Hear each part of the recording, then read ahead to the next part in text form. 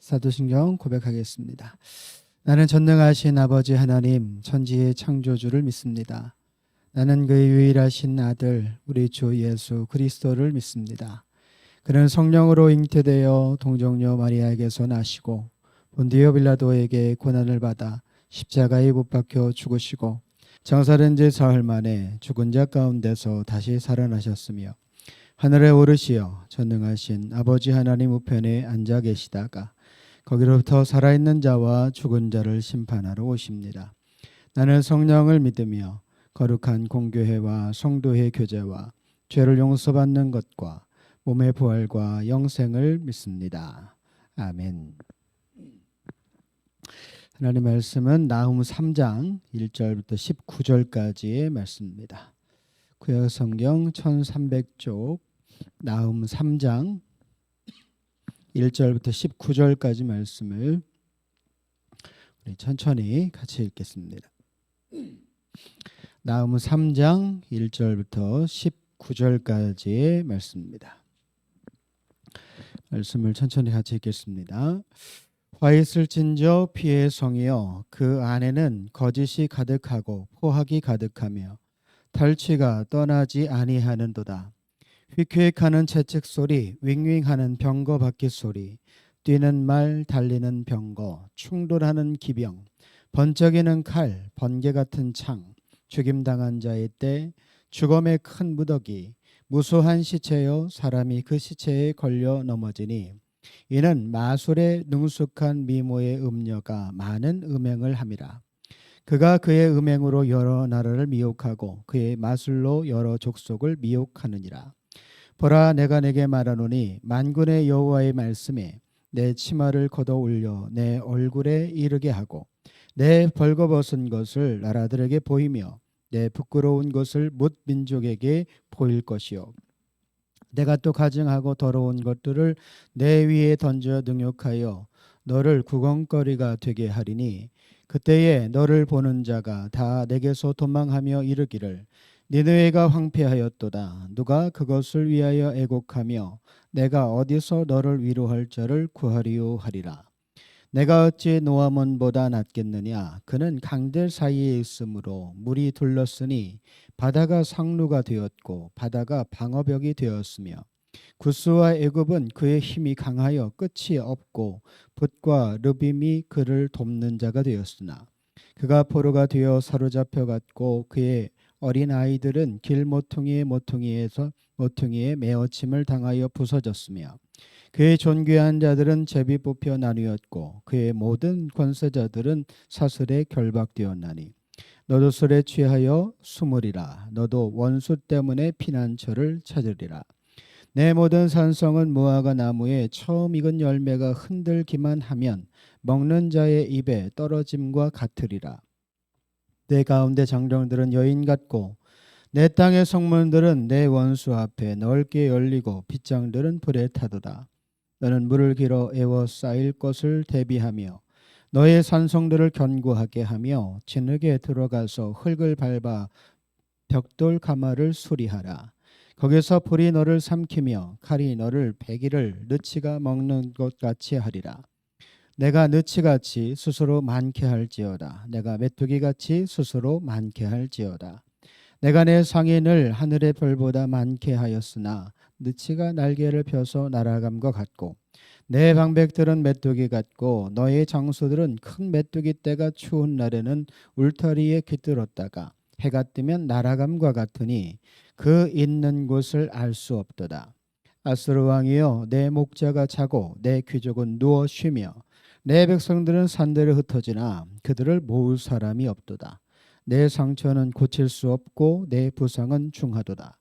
내 소식을 듣는 자가 다 너를 보고 손뼉을 치나니 이는 그들이 항상 내게 행패를 당하였음이니 아니더라 하시니라. 아멘. 나훔 3장에서는 니느웨의 어제는 이제 심판의 어떤 파괴의 모습이었다면 이제 3장의 말씀은 이제 멸망에 대한 말씀인데 니느웨에 대한 여러 가지 비유가 나오지만 가장 핵심적인 비유는 4절 말씀에서 얘기하는 이는 마술에 능숙한 미모의 음녀가 많은 음행을 행하리라. 마치 느느웨라고 그러니까 아수르라고 한 나라를 음행을 행하는 어떤 여인의 비유해서 이제 얘기를 하는 거죠. 그래서 그 앞에 넘어진 모든 나라들은 뭐냐? 그 음행에 빠지고 그 음행에 걸려 넘어져서 지금 이런 상태가 되었다는 거예요. 근데 1절 말씀을 보면 화 있을 진지어 피의 성이여 그 안에는 거짓이 가득하고 포악이 가득하며 탈취가 떠나지 아니하는도다. 거짓이 가득하고 포악이 가득하고 탈취가 떠나지 아니한다. 그러면 우리가 얼핏 드는 생각이 무엇인가 하면 이 나라에 사는 것이 쉽지 않겠다. 왜냐하면 이 모든 게 부정적인 것만 이야기하지 이것이 긍정적인 우리의 삶이 조금 더 나아질 것이다라고 하는 어떤 긍정적인 요소를 만들어내기 위해서는 내 주변의 환경이 뭔가 갖춰져야 되는데 지금 아수르의 상황은 그렇지 않죠. 2절을 보면 휙휙 나는 채찍 소리, 윙윙하는 병거 바퀴 소리, 뛰는 말, 달리는 병거. 3절 충돌하는 기병, 번쩍이는 칼, 번개 같은 창, 죽임당한 자의 때, 죽음의 큰 무더기, 무수한 시체예요. 사람이 그 시체에 걸려 넘어지네. 시체가 얼마나 많으면 사람들이 거기를 가다가 그 시체에 걸려 넘어지겠어요. 그러니까 지금 이 아수르를 비유할 때 아수르라고 하는 나라 자체가 가지고 있는 게 뭐냐? 누군가를 노력하고 가지고 있는 것을 빼앗는 아주 포악한 나라로 이제 묘사를 하고 있는 거죠. 그러니까 실제로 이 아시리아라고 하는 나라를 역사적으로 살펴보면 그 나라의 역사가 길지는 않지만 그 나라의 역사를 살펴보면 문화적인 요소가 많이 발견되는 게 아니라 오늘 말씀에 등장하는 것처럼 어떤 전쟁의 요소들 혹은 우상을 향한 어떤 그 재물의 모습들이 많이 등장하는 걸 보게 돼요. 그만큼 이 아수르라고 하는 나라는 뭐 말씀에는 음녀라고 비교해서 이제 이야기하고 있지만 실제로는 많은 민족을 어렵게 했던 그런 나라 중에 하나로 이제 볼 수 있는 거죠. 그래서 5절 말씀을 보면 보라 내가 내게 말하노니 만군의 여호와의 말씀에 내 치마를 걷어 올려 내 얼굴에 이르게 하고 내 벌거벗은 것을 나라들에게 보이며 내 부끄러운 것을 뭇 민족에게 보일 것이요. 이게 생각만 해도 되게 부끄러운 행동이잖아요. 치마를 걷어 올려서 머리까지 올린다. 그러면 내 아랫돌이 내 그 부위를 다 이제 보인다고 하는 표현인데, 그러니까 자기가 스스로 수치를 당하는 행위를 이야기하는 거예요. 아수르라고 하는 나라의 입장에서만 생각해 보면 여러 나라를 통치하고 또 많은 사람들을 식민지한다 하는 건 나라에게는 유익이 되죠. 우리가 뭐 1차, 2차 세계 대전을 경험했던 것처럼 가만히 생각해 보면 식민지 국가의 입장에서는 나라의 부와 권력을 더 많이 보일 수 있는 때예요. 그러니까 아수르의 입장에서는 되게 긍정적인데 지금 거꾸로 뒤집어서 그 지배를 받는 나라의 입장에서는 어떤 것인가 하면 아수르라고 하는 나라는 단순하게 원수 이상의 의미를 갖는 거죠. 우리가 지금도 일본 하면 뭐 그 일제 시대를 겪었던 분들은 뭐 이제 대부분 다 이제 하나님 나라 계시겠지만 그때를 겪었고 그때의 이야기를 직접적으로 들었던 분들은 이를 갈잖아요.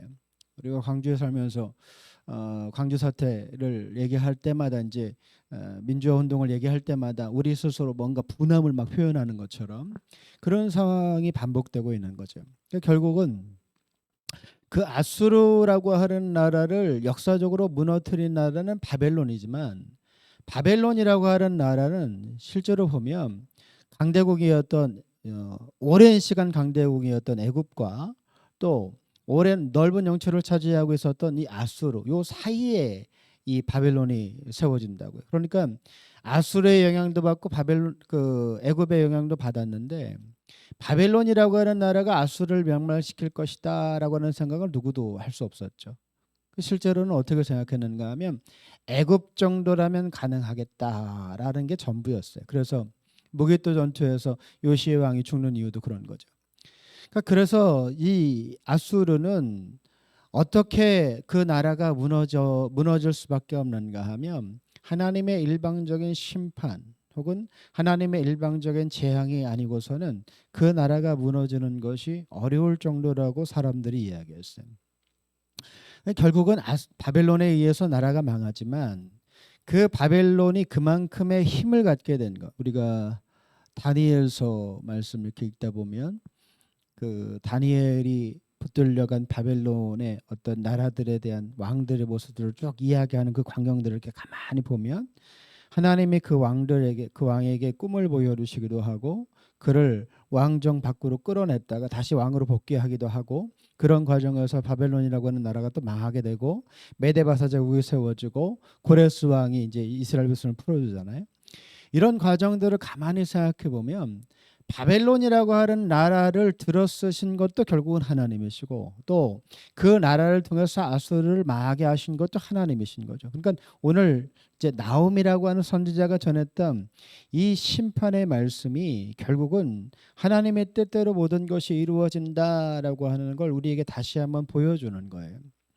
근데 지금 아수르의 상황은 어떤 상황이냐? 뭐라고 비유하고 있는가 하면 12절 말씀을 보면 내가 내 모든 산성은 무화과 나무의 처음 익은 열매가 흔들기만 하면 먹는 자의 입에 떨어짐과 같으리라. 이게 비유적으로 생각해 보면 열매를 딸 때고 그 나무를 흔들기만 해도 무화과 나무가 떨어질 정도의 무화과 열매가 떨어질 정도니까 뭔가 풍성함을 나타내는 것 같은데 내용은 그 반대예요. 위태롭다는 거죠. 그만큼 열매가 내가 손으로 따서 먹을 정도가 아니라 그냥 나무를 툭 치기만 해도 지금 열매가 떨어질 상태에 있다는 거. 그만큼 불안정한 상태에 있다는 거죠. 또 13절 말씀을 보면 내 가운데 장전들은 여인 같고 내 땅의 성문들은 내 원수 앞에 넓게 열리고 빗장들은 불에 타도라.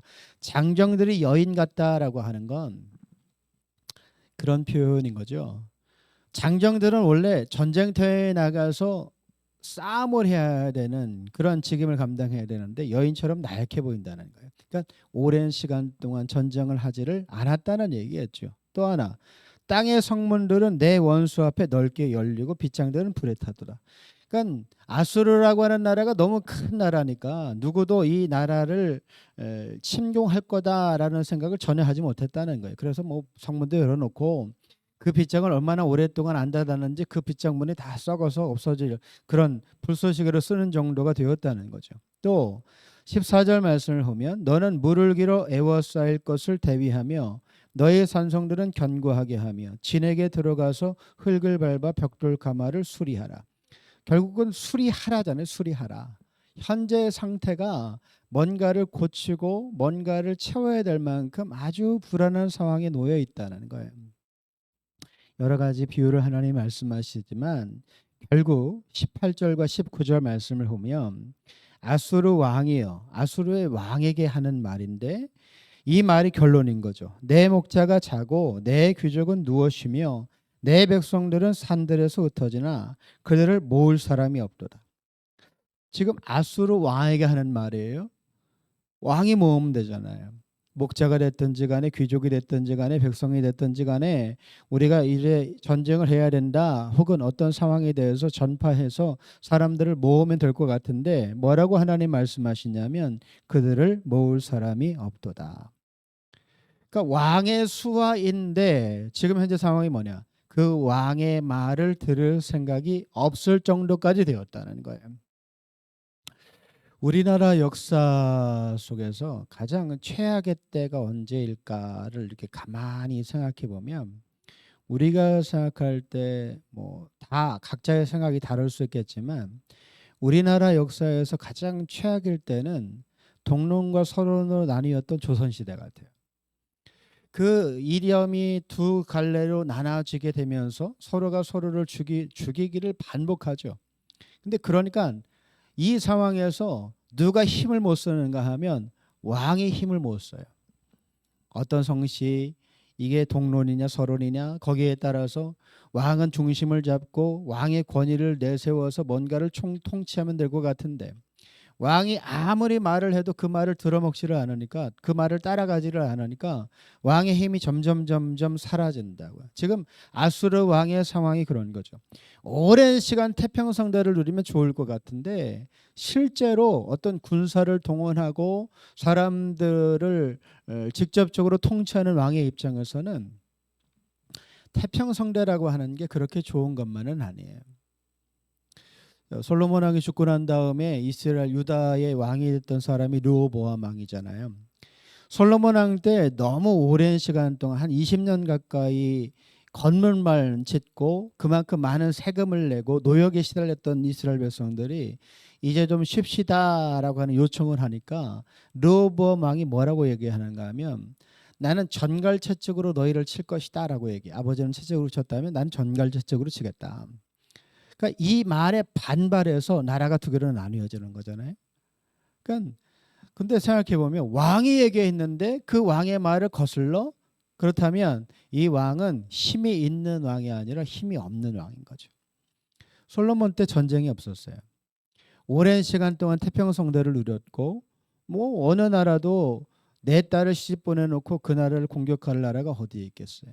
그러니까 오랜 시간 동안 태평성대를 누려서 전쟁이 없다 보니까 사람들이 왕의 위엄이라고 하는 걸, 왕의 힘이라고 하는 걸 그렇게 느낄 만한 일이 별로 없는 거예요.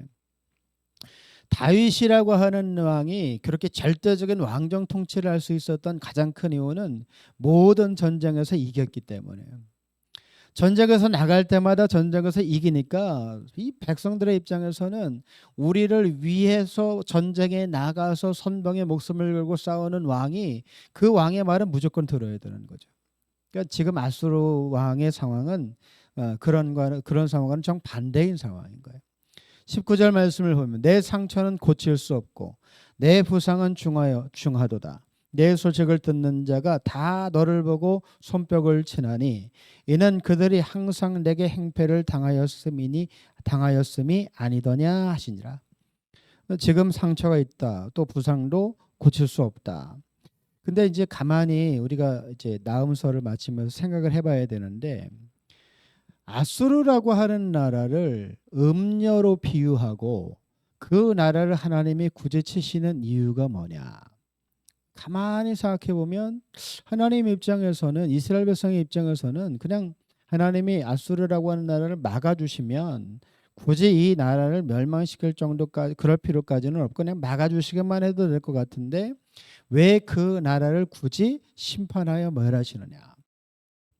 단순하게 생각하면 하나님의 백성은 이스라엘 백성을 향해서 그들을 억압하고 핍박했기 때문이다라고 우리가 생각할 수 있고, 또 하나는 하나님께서 어떤 이스라엘 백성의 통치의 도구로 아수르를 사용하셨는데 그 통치의 도구 이상의 어떤 자기의 소유권을 주장하는 모습이 나오면서 하나님이 그들을 심판하실 수밖에 없다라고도 생각할 수 있어요. 그런데 제 생각에 가장 큰 이유는 그런 것 같아요.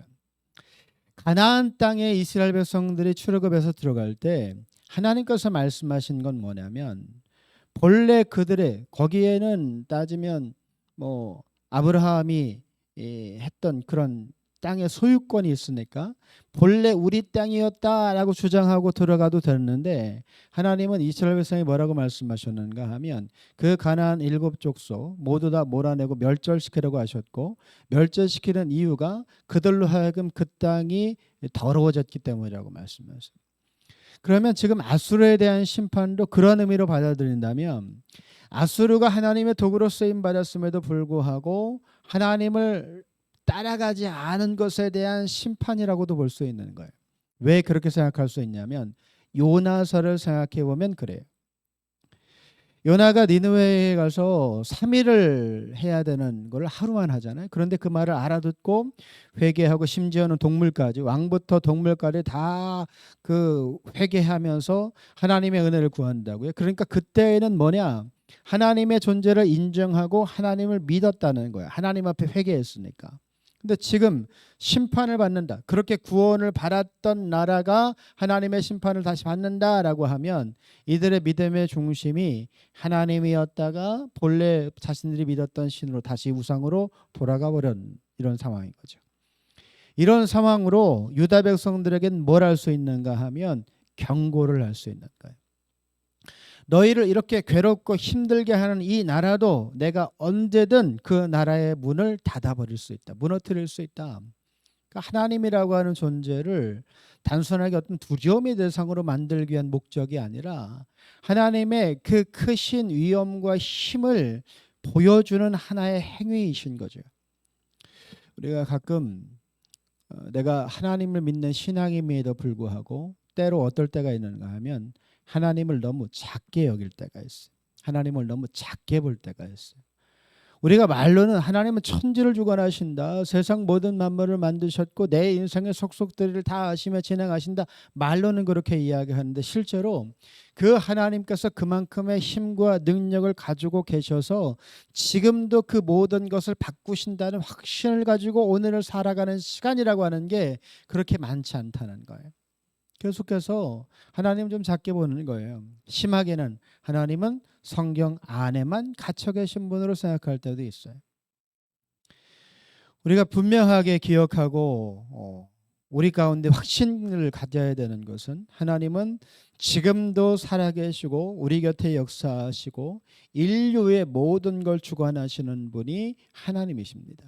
이러한 우리가 살아가는 날씨 일기와 어느 한 나라의 역사와 그 나라에 주어진 모든 상황과 형편을 주관하시는 분이 하나님이세요. 그러면 우리가 그 하나님의 권위를 인정하고 있다면 우리는 오늘을 살 때 어떻게 살아야 되는가 하면 그 하나님께서 우리의 삶에 더 선한 것을 채우시기 위해서 내가 어디에 마음을 두고 어디에 목적을 두고 어떤 모양과 마음의 중심으로 오늘을 살아가야 되는가를 생각해야 돼요. 그냥 어제도 살았으니까 오늘도 살지가 아니라 어제 내가 그렇게 산 것으로 이런 것을 얻었다면 내가 오늘은 이렇게 사는 것으로 또 하나님의 선함을 얻기 위해 내가 무엇을 해야 될까를 고민해야 되는 거죠. 우리가 나음이라고 하는 선지자는 솔직히 잘 모르죠. 그의 출신도 잘 모르고 그가 어떤 사람이었는지도 모르고 그가 활동했던 시대도 명확하게 구분할 수는 없어요. 그런데 나무서 3장밖에 되지 않지만 이 3장의 모든 말씀이 아수르에 대한 심판, 그들에 대한 멸망만 이야기하고 있다는 거예요. 여기에 유다 백성의 얘기는 없어요. 유다 백성이 어때서 하나님이 그들을 어떻게 하신다라는 말 한 구절도 나오잖아요. 모두가 아수르에 대한 것만 얘기하고 있는 거예요. 그렇다면 하나님은 아수르에 대해서 굳이 유다 백성에게 이렇게까지 말씀하실 이유가 뭐냐? 경고인 거죠. 유다 백성들을 향한 경고. 너희들도 언제든 이렇게 될 수 있다. 우리가 그 성경 안에서 여러 사람을 보게 되고 만나게 되지만 우리 스스로 나는 절대 그 사람처럼 되지는 않을 거야 라고 생각하는 사람이 굳이 한 사람을 딱 꼽으라면 아마 대다수의 신앙인들은 가룟 유다를 꼽을 거예요. 나는 예수님을 가룟 유다처럼 팔아먹지는 않을 거야. 그런데 우리가 조금 잘 생각해 봐야 되는 게 비슷한 행동을 했던 사람이 있잖아요. 베드로. 부인한 것과 예수님을 판 게 다르다라고 말한다면 뭐 더 이상 할 말은 없겠지만 부인한 것이나 예수님을 판 것이나 마찬가지예요. 가룟 유다도 그 일을 행해놓고 그 일의 결과를 보면서 후회했어요. 베드로도 자기가 예수님을 부인한 것에 대해서 후회하잖아요. 이건 다른 게 아니라 똑같은 거예요. 누구나 어떤 사람이든 가룟 유다가 될 수 있는 거예요. 내 스스로 나는 절대 그렇지 않아 라고 생각하지를 말고 나도 그럴 수 있겠구나 라고 생각하고 오늘을 살면서 주의하고 자꾸만 나를 살피고 내가 어제보다 조금 더 하나님께로 가까워지는 사람이 되려고 애를 써야 되는 거죠. 그래야 우리의 신앙이 바르게 갈 수 있는 거예요. 예수님 말씀하신 걸 우리가 잊어버리면 안 되는데 마지막 때에 이만한 믿음을 보겠느냐, 내가 다시 올 때 이만한 믿음을 보겠느냐. 우리가 가지고 있는 지금 현재의 믿음이 지금 이 상태로도 우리 스스로 만족할 만한 믿음은 아니어야 돼요. 더 성장해야 되고 하나님께서 정말 우리의 믿음을 보실 때 하다못해 욥과 같이 내가 가지고 있는 믿음을 칭찬할 만큼은 되어야 하나님 앞에서 내가 믿음의 사람이에요 라고 자신 있게 말할 수 있는 상태가 되는 거예요. 여러분 오늘 하루를 살아가시면서 가만히 고민해 보세요. 내가 가지고 있는 믿음의 중심이 정말 하나님께서 이 세상 모든 걸 주관하시는 그분을 향한 온전한 믿음을 갖고 있는지, 아니면 그래요, 하나님은 그냥 그런 분이시지, 우리를 사랑하시는 분이시지, 내 인생에 좋은 걸 더하시는 분이시지, 그 정도에 머물고 있는지, 그렇다면 우리의 중심을 다시 한번 점검해 봐야 됩니다. 오늘 하루 여러분 살아가는 삶의 자리에서 여러분 스스로가 누구인지, 또 내가 오늘을 살아가며 어떻게 살아야 되는지, 어떤 믿음의 용기를 가지고 하나님 앞에 살아가야 되는지를 잘 돌아보시고, 누구보다 하나님의 사람으로 오늘을 살아갈 수 있는 여러분 모두가 되어지기를 주님의 이름으로 축복합니다. 함께 기도하겠습니다. 우리의 삶의 자리자리마다 모든 순간마다 함께 하시는 아버지 하나님, 어떤 순간에도 흔들림 없이 하나님을 사랑하고 하나님의 사람으로 오늘을 살아갈 수 있기를 소원합니다. 우리 인생의 걸음걸음 속에 함께 하셔서 우리의 인생뿐 아니라 세상 모든 역사를 주관하시는 분이 하나님이심을 믿고 기억하며 하나님의 사람으로, 누구보다 하나님의 사람으로 오늘을 살아낼 수 있는 저희 모두가 되게 하여 주옵소서. 내가 알 수 있는 최선을 다하여 내가 가지고 있는 믿음을 조금씩 더 성장시킬 수 있도록 도와주시고, 성장할 뿐 아니라 하나님과 함께하는 믿음의 여정 속에 감사와 평안이 넘쳐나는 복의 삶을 살아가는 저희 모두가 되게 하여 주옵소서. 또다시 허락하신 하루를 시작합니다. 오늘 하루의 삶의 자리에도 하나님의 함께하심, 하나님의 역사하심, 하나님의 붙드심과 동행하심을 체험하고 더욱더 성장하는 믿음으로 하나님의 사람으로 지어져가는 믿음의 하루 살게 하여 주옵소서. 오늘 하루 모든 삶을 주님께 부탁드리며 거룩하신 예수님의 이름으로 기도드립니다. 아멘. 하늘에 계신 우리 아버지, 아버지의 이름을 거룩하게 하시며 아버지의 나라가 오게 하시며 아버지의 뜻이 하늘에서와 같이 땅에서도 이루어지게 하소서. 오늘 우리에게 일용할 양식을 주시고 우리가 우리에게 잘못한 사람을 용서하여 준 것 같이 우리 죄를 용서하여 주시고 우리를 시험에 빠지지 않게 하시고 악에서 구하소서. 나라와 권능과 영광이 영원히 아버지의 것입니다. 아멘. 이 아침 함께 기도하실 때 하나님, 오늘 살아가는 우리의 마음의 중심이 흔들리지 않고 하나님의 사람으로 어떤 순간에도 하나님을 믿고 따라가며 하나님의 역사를 세워갈 수 있는 믿음의 삶을 살아갈 수 있는 저희 모두가 되게 하여 주옵소서. 우리 가정에 하나님의 손길을 더하시고 우리 자녀들의 인생 속에 우리가 살아가는 삶의 현장 가운데 은혜와 평안을 누리며 오늘을 살아낼 수 있는 저희 모두가 되게 하여 주옵소서. 우리 아침 통성을 함께 기도합니다. 하나님 감사합니다. 이 아침에도 우리를 붙들어 주시고 믿음의 자리에서 하나님의 은혜를 구하며 하나님을 바라볼 수 있는 은혜를 주심을 감사합니다. 하루를 시작합니다.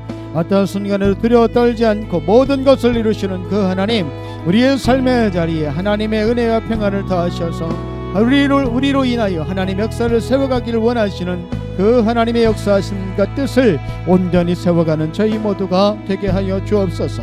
하나님은 은혜로우시며 우리의 삶에 하나님의 손길을 더하시는 것으로 더욱더 어제보다 더욱더 겸손히 하나님께로 가까워지는 믿음의 여정을 걷기를 소원하는 하나님 믿음의 삶 온전히 살아갈 수 있는 저희 모두가 되게 하여 주옵소서. 이 아침에도 간구하여 기도합니다. 하나님의 붙드심을 의지하고 하나님의 함께하심을 감사하며 하나님의 역사하심 안에 누구보다 담대히 오늘을 살아낼 수 있는 저희 모두가 되게 하여 주옵소서. 이루시며 평안과 은혜로 함께하시며 모든 상황과 여건 속에 세밀하게 역사하시는 그 하나님을 붙잡고 그 하나님을 의지하며 그 하나님을 따라갈 수 있는 믿음의 여정을 걸어가는 저희 모두가 되게 하여 주옵소서. 오늘 하루 온전한 감사와 온전한 믿음과 온전한 평안과 은혜를 나눌 수 있는 믿음의 하루를 살아갈 수 있도록 도와주시고 우리를 통하여 보이시기 원하는 그 하나님의 뜻을 마음껏 보이며 오늘을 살아갈 수 있는 저희 모두가 되게 하여 주옵소서.